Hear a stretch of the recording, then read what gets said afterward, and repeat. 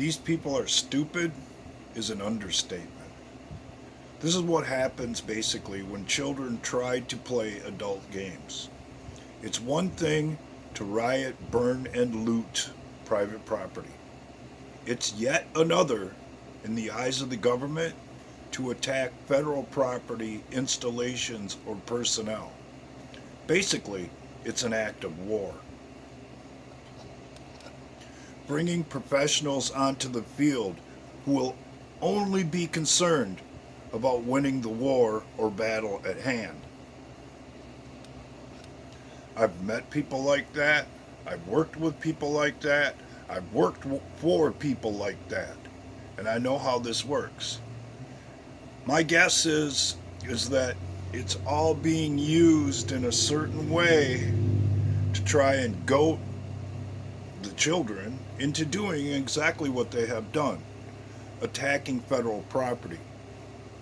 And those who have done that and conspired and colluded to do so are all subject to the maximum penalties under federal law.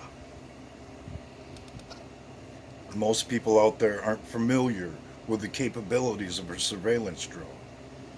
It can tell you if you're missing any teeth, track you in infrared, and record the entire process, among other things.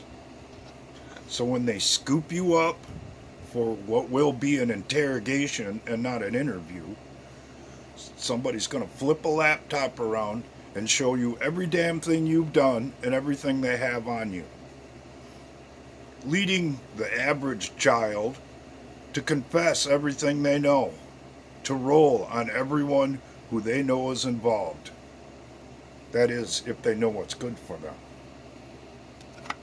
And when the dominoes start to fall, a lot of people will be surprised at just how far up the chain it all goes.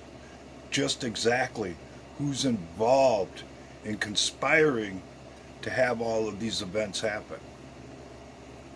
No less, who's behind financing it.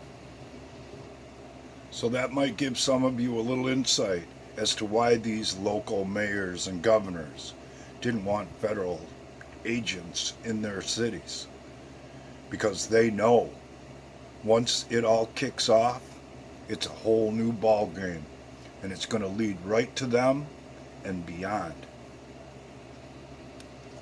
If there's one thing Donald Trump has proven so far in his presidency, if it comes to a fight, he's going to fight to win.